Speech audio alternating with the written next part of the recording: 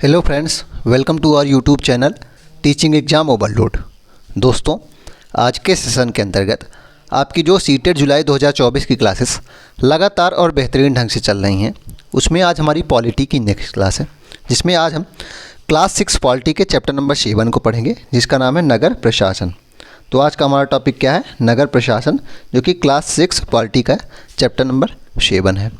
चलिए फिर सेशन को शुरू करने से पहले हमारी एक रिक्वेस्ट है कि हमारे चैनल को लाइक करें, सब्सक्राइब करें तथा ज़्यादा से ज़्यादा शेयर करें। चलिए बिना किसी देरी के शुरू करते हैं। के माध्यम से कैसे बताया गया है? इसमें पहला बेस बनाया गया है कि इतवार की एक अलसाई हुई दोपहर थी जब माला और उसका साथी शंकर जहांगीर और रेहाना गली में क्रिकेट खेल रहे हैं। तो इसमें बताया गया है कि शुरू में 4 बच्चे क्रिकेट खेल रहे थे। पिछले हफ्ते उनसे निर्मला मौसी की खिड़की टूट गई और पिछले हफ्ते उनसे निर्मला मौसी की खिड़की टूट गई थी, जिसके बदले में उन्हें अपने जेब खर्च से पैसे देने पड़े थे। और उसको बदलने के लिए इन्हें अपने जेब खर्च से पैसे देने पड़े थे, क्योंकि निर्मला मौसी की खिड़की इन्होंने क्रिकेट खेलते वक्त तोड़ दी थी। और अब एक बच्चा उसमें पूछता है कि क्या अब दोबारा जेब खर्च देना पड़ेगा, हमें अपना जेब खर्च से पैसे देने पड़ेंगे, और ये पैसे हम देंगे किसको? गली की ट्यूबलाइट बदलता कौन है? तो इसमें हुआ क्या कि क्रिकेट खेलते हुए इस बार गली की ट्यूबलाइट टूट गई। तो बच्चे ने सोचा कि पिछली बार तो निर्मला मौसी की खिड़की टूटी थी तो हमने उनको पैसे दे दिए, लेकिन ट्यूबलाइट टूटी है तो हम पैसे दे किसको? ये पैसे दिए किसके जाते हैं? तो इस क्वेश्चन का आंसर जानने के लिए वह माला के घर जाता है, क्योंकि माला का घर सबसे पास होता है। चारों भागकर माला के घर गए और उसकी माँ को सब कुछ बता दिया। तो चारों माला के घर गए और सब कुछ बता दिया गया। सारी बात सुनकर माँ ने कहा कि उन्हें इस बारे में कुछ खास तो नहीं पता, बस यही मालूम है कि यह नगर निगम की जिम्मेदारी है। तो उन्होंने इतना बताया, उनको ज़्यादा तो नहीं पता था कि नगर की ट्यूबलाइट लगाने का काम किसका है, नगर निगम का है। उन्होंने समझाया कि यास्मीन खाला से पूछना चाहिए, वे हाल ही में नगर निगम से सेवानिवृत्त हुई हैं। तो उन्होंने क्या बताया कि यह जो आप प्रश्न पूछ रहे हैं इसको यास्मीन खाला से पूछिए, क्योंकि वह हाल ही में रिटायरमेंट ली है। कहाँ से?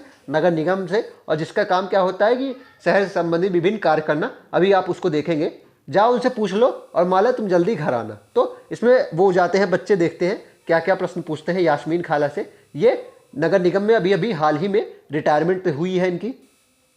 यास्मीन खाला उसी गली में रहती थी। यास्मीन खाला उसी गली में रहती थी और माला की माँ से उनकी बहुत अच्छी दोस्ती थी। यास्मीन खाला वहीं रहती थी और माला की माँ की बहुत अच्छी दोस्त थी।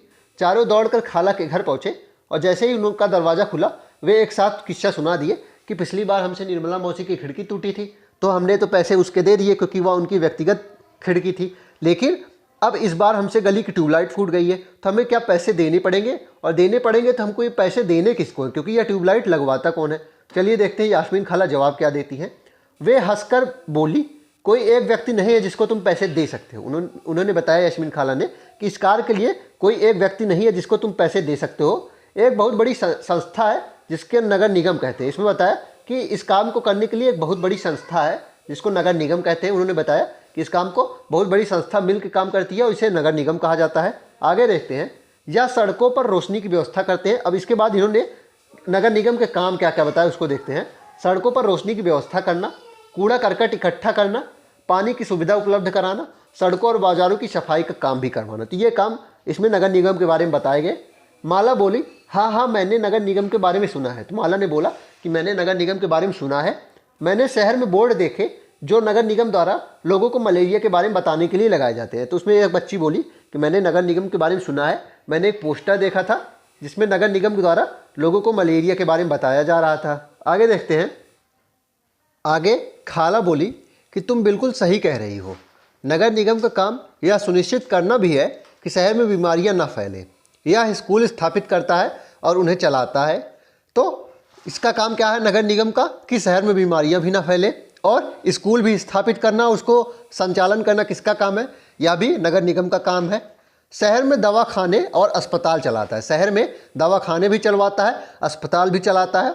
यह बाग बगीचों का रखरखाव भी करता है और जो सांस्कृतिक धरोहर होती हैं, जो राष्ट्रीय इमारतें होती हैं, उनका भी रखरखाव करता है। उन्होंने आगे बताया, हमारा पुणे शहर बहुत ही बड़ा शहर है। उन्होंने आगे क्या बताया कि हमारा पुणे शहर जो है वह बहुत ही बड़ा शहर है। यहाँ नगर प्रशासन चलाने वाले संस्थान को नगर निगम कहते हैं। तो उन्होंने बताया कि हमारा पुणे शहर चूँकि बहुत बड़ा शहर है, इसलिए नगर प्रशासन का जो ध्यान देता है उसे यहाँ नगर निगम कहते हैं। और छोटे कस्बों में इसे क्या कहा जाता है? छोटे कस्बों में इसे नगर पालिका कहा जाता है। तो अगला हमारा इंपॉर्टेंट पॉइंट क्या बनता है कि नगर निगम किसे कहते हैं? तो बड़े शहरों में जो नगरों का ध्यान रखा जाता है, बड़े नगरों में जो प्रशासनिक कार्य किए जाते हैं, प्रशासन चलाने वाले संस्थान को नगर पालिका कहते हैं, सॉरी नगर निगम कहते हैं। और जो छोटे नगर होते हैं, जिनकी जनसंख्या कम होती है, क्षेत्रफल कम होता है, तो वहाँ जो नगर का प्रशासन करने वाली संस्थान होती है उसे क्या कहा जाता है? नगर पालिका कहा जाता है। चलिए आगे देखते हैं। आगे निगम पार्षद और प्रशासनिक कर्मचारी के बारे में देखते हैं। यास्मीन खाला, मुझे बड़ी उत्सुकता हो रही है कि यह फैसला लेता कौन है कि पार्क कहाँ बनाया जाए, और जब आप नगर निगम में काम करती थी तो क्या ऐसे मज़ेदार निर्णय भी लेने पड़ते थे? तो इसमें से रेहाना नाम की बच्ची ने पूछा कि यह निर्णय कौन लेता है कि यहाँ पार्क बनाना है, इस क्षेत्र में स्कूल बनाना है, या फिर इस क्षेत्र में कोई भी कार्य नहीं करना है, या फिर पानी की टंकी यहाँ बनाना है, मतलब किस चीज़ को कहाँ करना है, इसका निर्णय कौन लेता है? तो देखते हैं खाला क्या जवाब देती हैं।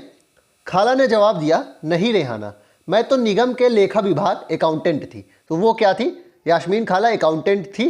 कहाँ? नगर निगम में, मतलब लेखा जोखा करती थी। बस लोगों की मासिक तनख्वाह की पर्चियाँ बनाती थी।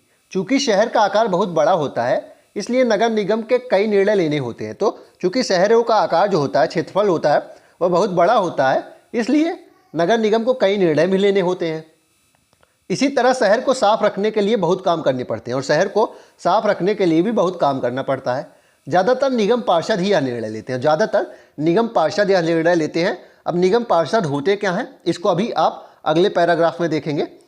अस्पताल या पार्क कहाँ बनेगा, तो यह निर्णय कौन लेता है कि किसी भी विशेष चीज़ को कहाँ करना है, पानी की टंकी हमें कहाँ बनवानी है, नालियाँ कहाँ बनवानी है, और कहाँ कच्ची नालियों से काम चल रहा है, अभी काम हो रहा है, तो ये सब काम किसका है? निगम पार्षद का है। और इसे कौन चुनता है? इसे जनता निर्वाचित करती है। आगे देखते हैं। शहरों को अलग अलग वार्डों में बांटा जाता है और हर वार्ड से एक पार्षद का चुनाव होता है। तो शहरों में अलग अलग शहरों को वार्डों में बांट दिया जाता है और हर वार्ड से एक पार्षद का चुनाव होता है। अगर इसको एग्जाम्पल से बताया जाए तो मान लीजिए ये आपका शहर है, तो अगर यहाँ एक व्यक्ति को चुन लिया जाएगा तो उसे प्रशासन चलाने में दिक्कत होगी ना, वह प्रशासनिक रूप से नगर का सही ढंग से विकास नहीं कर पाएगा। लेकिन इसके लिए फिर इन्होंने क्या किया है, ये क्या करते हैं, उसके लिए ये फिर मान लीजिए ये है, उसके बाद ये छोटे छोटे वार्ड बना देते हैं, शहर में छोटे छोटे वार्ड बना देते हैं और हर वार्ड का एक क्या चुना जाता है, पार्षद चुना जाता है। हर वार्ड में चुनाव होता है और एक पार्षद चुना जाता है और वह पार्षद अपने क्षेत्र के लिए विशेष कार्य करने के लिए तत्पर होता है, अपने क्षेत्र का विकास करता है। तो ऐसे हर पार्षद अपने अपने क्षेत्र का विकास करेंगे तो ओवरऑल पूरा विकास हो जाता है। तो यही इसमें बताया गया है कि शहरों को अलग अलग वार्डों में बांटा जाता है और हर वार्ड से एक पार्षद का चुनाव होता है। नगर निगम के कुछ निर्णय ऐसे होते हैं जो सारे शहर को प्रभावित करते हैं। तो नगर निगम के कुछ निर्णय ऐसे भी होते हैं जो सारे शहर को प्रभावित करते हैं। उदाहरण अगर दूं, मान लीजिए पानी अगर आपके यहाँ गंदा है तो यह पूरे शहर को प्रभावित करेगा। अगर प्रदूषण की बात है तो पूरे शहर को प्रभावित करेगा। तो कुछ ऐसे निर्णय भी लेने पड़ते हैं जो पूरे शहर को प्रभावित करते हैं। ऐसे जटिल निर्णय पार्षदों के समूह द्वारा लिए जाते हैं। और ऐसे जटिल निर्णय क्या होता है, जितने भी पार्षद होते हैं एक विशेष क्षेत्र के, उसके समूह द्वारा लिए जाते हैं। कुछ पार्षद मिलकर समितियां बनाते हैं, कुछ पार्षद मिलकर समितियां भी बनाते हैं जो विभिन्न मुद्दों पर विचार विमर्श करके निर्णय लेती हैं। तो कुछ जो समितियां होती हैं वह विभिन्न जो मुद्दे होते हैं उस पर विचार विमर्श भी करती हैं और इसे कुछ पार्षद मिलकर बनाते हैं। उदाहरण के रूप में यहाँ एक उदाहरण दिया गया है, एक बस स्टैंड को बेहतर बनाना है या किसी भीड़ भाड़ वाले बाजार का कचरा साफ करना है। तो इन सब कार्य के लिए समितियाँ बनाई जाती हैं। आगे देखते हैं, पार्षदों की समितियाँ ही पानी, कचरा जमा करने और सड़कों पर रोशनी आदि की व्यवस्था करती हैं। तो ये जो समितियाँ होती हैं यही विभिन्न जो कार्य होते हैं, जैसे कि पार्षदों की समितियों में पानी जैसे कि साफ पहुँचाना, कचरा कहाँ है कचरों को इकट्ठा करना और उसे सही ढंग से फेंकना, सड़क पर रोशनी की व्यवस्था करना करती हैं। आगे देखते हैं, आगे है जब एक वार्ड के अंदर की समस्या होती है तो वार्ड के लोग पार्षद से संपर्क कर सकते हैं। तो इसमें आगे बताया गया है कि जब एक वार्ड के अंदर की समस्या होती है तो वार्ड के लोग पार्षद से संपर्क कर सकते हैं। उदाहरण के लिए अगर बिजली के खतरनाक तार लटक कर नीचे आ जाए तो स्थानीय पार्षद बिजली विभाग के अधिकारियों से बात करने में मदद कर सकते हैं। तो इसमें उदाहरण बताया गया है कि अगर बिजली की तार लटक रही है तो आपको अगर वहाँ दिक्कत हो रही तो आप अपने पार्षद से बताइए, तो पार्षद संबंधित कर्मचारियों से बात करेगा, संबंधित अधिकारियों से बात करेगा और इस काम का निवारण करवा सकता है। तो पार्षद अपने क्षेत्र से विभिन्न जो समस्याएं होती हैं उसका भी निवारण करवा सकता है अगर आप उसकी शिकायत करेंगे तो। जहाँ पार्षद की समितियाँ एवं पार्षद विभिन्न मुद्दों पर निर्णय लेने का काम करते हैं, वहीं उन्हें लागू कौन करता है। प्रश्न ये उठता है कि पार्षद की समितियां और पार्षद जो होते हैं वो विभिन्न मुद्दों पर निर्णय लेते हैं कि यहाँ पार्क बनाना है, लेकिन उस पार्क बनवाने का जो क्रियाविधि है वह कौन निर्णय लेता है, वह कौन लागू कौन करता है। तो इसका काम किसका होता है? आयुक्त का, जिसे इंग्लिश में कमिश्नर कहते हैं, या फिर प्रशासनिक कर्मचारी का होता है। तो इसका क्रियान्वयन करवाने का काम किसका होता है? लागू करवाने का कमिश्नर या फिर प्रशासनिक कर्मचारी का होता है। आयुक्त और प्रशासनिक कर्मचारी सरकार द्वारा नियुक्त होते हैं। ध्यान रखिएगा, पार्षद का तो चुनाव होता है, लेकिन आयुक्त और जो प्रशासनिक कर्मचारी होते हैं इन्हें सरकार चुनती है विभिन्न एग्जाम्स के थ्रू, इन्हें सरकार मतलब नियुक्त करती है, जबकि पार्षद निर्वाचित होते हैं और पार्षद का चुनाव होता है। तो नगर निगम में ये निर्णय लिए कैसे जाते हैं? रेहाने ने पूछा कि नगर निगम में ये निर्णय लिए क्या जाते हैं, कैसे जाते हैं? वह कभी सोचना बंद ही नहीं करते हैं। क्या वो कभी सोचना बंद नहीं करते हैं कि हमें अब रुक जाना चाहिए, अब शहर का विकास हो गया है? चलिए देखते हैं आगे उनका जवाब क्या था। उनका जवाब है कि बच्चों के सवालों से खुश होकर यास्मीन खाला ने जवाब दिया, सारे वार्डों के पार्षद मिलते हैं और सबकी सम्मिलित राय से एक बजट बनाया जाता है। तो सारे पार्षद मिलते हैं और सबकी सम्मिलित राय दी जाती है कि हमारे क्षेत्र में इतने बजट की आवश्यकता है, मेरे क्षेत्र में इतने की, मेरे क्षेत्र में इतने की। तो टोटल एक बजट बनाया जाता है और उसी बजट के अनुसार पैसे खर्च भी किए जाते हैं, और उसी बजट के अनुसार पैसे भी खर्च किए जाते हैं कि मैंने इतना बजट मांगा था, मुझे यहाँ खर्च करना है। पार्षद यह प्रयास करते हैं कि उनके वार्ड को विशिष्ट जरूरतें परिषद के सामने रखी जाएं, और हर पार्षद यह चाहता है कि जो विशेष क्षेत्र में वह चुनाव जीता है उसके क्षेत्र में जो समस्या है, जैसे कि मान लीजिए बिजली की समस्या है, तो बिजली की समस्या वह जो समिति होगी उसके सामने रखेगा कि हमारे क्षेत्र में बिजली की समस्या है, इसको हमें अंडरग्राउंड करना है और हमें इतने करोड़ रुपए का खर्च आएगा। तो उसी अनुसार क्या होता है? बजट पास होता है। फिर ये निर्णय प्रशासनिक कर्मचारियों द्वारा क्रियान्वित किए जाते हैं, और क्रियान्वयन का क्या पहले ही बताया है, आयुक्त या फिर प्रशासनिक कर्मचारी करते हैं। आगे देखते हैं। आगे अब अगला प्रश्न बनता है कि नगर निगम को पैसा मिलता कहाँ से? अगला प्रश्न है कि नगर निगम को पैसा मिलता कहाँ से है? तो इतने सारे काम करने के लिए बहुत सारा पैसा चाहिए। तो अगर इतने बड़े शहर का क्रियान्वयन करना है, ठीक ढंग से प्रशासनिक संस्थान है, तो उसे पैसा भी बहुत चाहिए। तो निगम यह राशि अलग अलग तरीकों से इकट्ठा करता है। तो नगर निगम यह राशि अलग अलग तरीकों से इकट्ठा करता है। इस राशि का बड़ा भाग वह कर के रूप में लेता है। तो इस राशि का बड़ा भाग वह कैसे चुकाता है? लोगों द्वारा जो कर लिए जाते हैं उससे लिया जाता है। कर क्या होता है? कर वह राशि होती है जो लोग सरकार द्वारा उपलब्ध कराई गई सुविधाओं के लिए सरकार को देते हैं। तो सरकार मान लीजिए कोई सुविधा उपलब्ध करा रही है, जैसे कि साफ पानी दे रही है, तो उसके बदले जो वह राशि लेती है, उसके बदले जो पैसे लेती है, उसे ही कर कहा जाता है। जैसे कि जीएसटी भी एक कर है ना। तो कर क्या होता है? सरकार जो सुविधाएं दे रही है उसके बदले वह कुछ रुपए लेती है, कुछ राशि लेती है, उसे ही कर कहा जाता है। और नगर निगम के जो विभिन्न जो पैसे की आवश्यकता होती है, अधिकतर वह कर से ही पूर्ति हो जाती है। जिन लोगों के अपने घर होते हैं उन्हें संपत्ति कर भी देना पड़ता है, और जिनके अपने घर होते हैं उन्हें संपत्ति कर भी देना होता है, और साथ ही पानी और अन्य सुविधाओं के लिए भी कर देना होता है, और पानी और अन्य सुविधाओं के लिए भी कर देना होता है। जितना बड़ा घर उतना ज़्यादा कर, घर जितना बड़ा होगा कर भी उतना ज़्यादा लगता है। निगम के पास जितना पैसा आता है उसमें संपत्ति कर से केवल 25-30% पैसा ही आ जाता है। तो इसमें यह बताया जा रहा है कि निगम के पास जो टोटल पैसा आता है उसमें से 25 से 30% पैसा संपत्ति कर से आता है। जो विभिन्न घर बनवाए जाते हैं उसके लिए जो कर लिया जाता है उससे 25-30% पूर्ति हो जाती है। आगे देखते हैं। आगे अगला पॉइंट है कि खाला के रिटायरमेंट होने के बाद से क्या क्या बदला है। तो इसमें देखते हैं कि जब वो रिटायरमेंट हो गई हैं उसके बाद क्या क्या चीज़ें बदली हैं। यास्मीन खाला ने बच्चों को जो नहीं बताया वह यह है कि हाल के समय में पैसा बचाने के लिए कई नगर निगमों ने कचरा उठाने और उसे ठिकाने लगाने के लिए निजी ठेकेदार रख लिए हैं। तो यास्मीन खाला ने क्या बताया, नहीं बताया है बच्चों को कि अब क्या हो रहा है कि जो पार्षद होते हैं वह अपने बजट से पैसे बचाने के लिए क्या करते हैं, निजी ठेकेदार को रख लेते हैं। और इसे क्या कहा जाता है? इसे निजीकरण कहा जाता है, या फिर इसे प्राइवेटाइजेशन भी कहा जाता है। ध्यान रखिएगा, इसे क्या कहा जाता है? या तो निजीकरण कहिए या तो इंग्लिश में इसे प्राइवेटाइजेशन कहिए। इसका मतलब है कि जो काम पहले सरकारी कर्मचारी करते थे वे काम अब निजी कंपनियां करती हैं। तो इसका मतलब यह है कि जो काम पहले सरकारी कर्मचारी करते थे अब वह निजी कंपनियां करती हैं। निजी ठेकेदार जिन मजदूरों को कचरा जमा करने और उठाने के काम पर लगाते हैं उन्हें बहुत कम पैसा मिलता है। तो जो निजी ठेकेदार होते हैं जिन्हें मजदूरों को कचरा उठाने के लिए चुनते हैं उन्हें बहुत कम पैसा दिया जाता है। इससे उस ठेकेदार को भी बहुत ज़्यादा लाभ होता है और पार्षद का भी सारा पैसा बच जाता है, उसको भी लाभ हो जाता है। उन मजदूरों की नौकरी अस्थायी होती है। इन नौकरों की मजदूरी होती है वह भी अस्थायी होती है, कोई फिक्स नहीं होती है। जब चाहे तब ये इनको निकाल दिया जाता है और ये कोई क्लेम भी नहीं कर सकते। कचरा उठाने का काम काफ़ी खतरनाक भी होता है और कचरा उठाने का काम काफ़ी खतरनाक भी होता है। जैसे कि मान लीजिए सीवर साफ़ करना है तो उसमें विभिन्न प्रकार की जो मार्स गैसेस होती है ना, जो मीथेन होती है, उससे परेशानी भी हो जाती है। तो यह काम बहुत खतरनाक भी होता है। अक्सर उनके पास अपनी सुरक्षा के साधन भी नहीं होते और इनको कम मजदूरी पे चुना जाता है। इनको भी पैसे की आवश्यकता होती है, अत्यंत गरीब वर्ग से आते हैं, तो इनके पास सुरक्षा के साधन ना होते हुए भी ये काम करने को तैयार हो जाते हैं। और इससे क्या करते हैं, ठेकेदार और ज़्यादा पैसे की बचत करते हैं। अगर काम करते हुए वे घायल हो जाएं तो उनकी देखभाल करने वाला भी कोई नहीं है, और अगर काम करते हुए वे घायल हो जाते हैं तो उनकी देखभाल करने वाला भी कोई नहीं होता।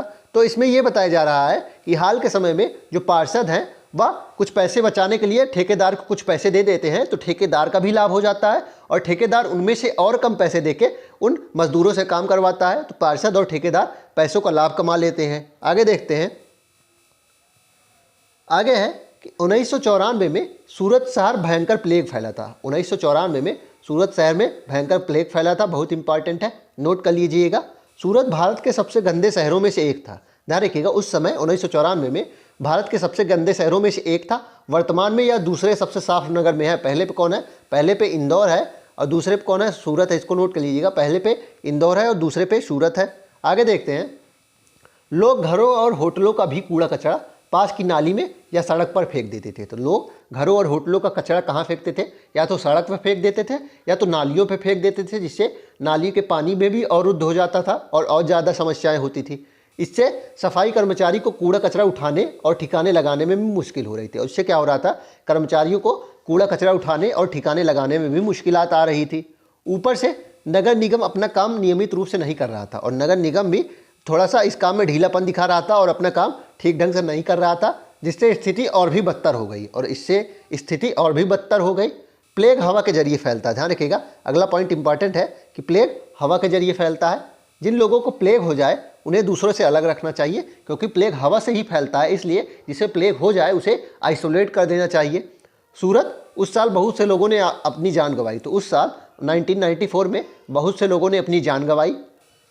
करीब 3 लाख से अधिक लोगों को शहर छोड़ना पड़ा। करीब 3 लाख से अधिक लोगों को शहर छोड़ना पड़ा था। प्लेग के डर ने यह अनिवार्य कर दिया कि नगर निगम मुस्तैदों से काम करे। तो जब प्लेग इतनी ज़्यादा बुरी तरीके से फैल गया तो इनके ऊपर बहुत ज़्यादा ऊपर से प्रेशर भी पड़ा, और जब इतना प्रेशर पड़ा तो ये भी अपना काम मुस्तैदी से करने लगे। सारे शहर की अच्छी तरह सफाई की गई और उसके बाद सारे शहर की अच्छी तरह से सफाई की गई और आज की तारीख में चंडीगढ़ के बाद भारत के सबसे साफ शहरों में दूसरा स्थान सूरत का है। सॉरी, यह डाटा पुराना है क्योंकि ये जो NCERT की बुक है अपडेटेड नहीं है। यहाँ फर्स्ट पे चंडीगढ़ नहीं है, यहाँ तो फर्स्ट पे क्या हो जाएगा, इंदौर हो जाएगा। इसको नोट कर लीजिएगा, फर्स्ट पे कौन है, इंदौर हो जाएगा फर्स्ट पे, और सेकंड पे कौन हो जाएगा, सेकंड पे सूरत हो जाएगा। इसको नोट कर लीजिएगा, सेकंड पे सूरत हो जाएगा। तो आज के समय में क्या है, दूसरे सबसे साफ शहरों में कौन सा स्थान है? सूरत का दूसरा है और पहला किसका है? पहला इंदौर का है। चलिए फिर इसी के साथ आज के चैप्टर को हम समाप्त करते हैं। आशा करता हूँ कि आपको यह चैप्टर पसंद आया होगा। अगर आप इसी तरह के अन्य सेशन भी देखना चाहते हैं तो हमारी YouTube चैनल को लाइक करें, सब्सक्राइब करें तथा ज़्यादा से ज़्यादा शेयर करें। साथ ही अगर आप हमारी विभिन्न क्लासेस की PDF प्राप्त करना चाहते हैं और टीचिंग से संबंधित विभिन्न न्यूज़ पाना चाहते हैं तो हमारे टेलीग्राम चैनल को ज्वाइन करिए, जिसका लिंक डिस्क्रिप्शन बॉक्स में है। चलिए फिर, धन्यवाद।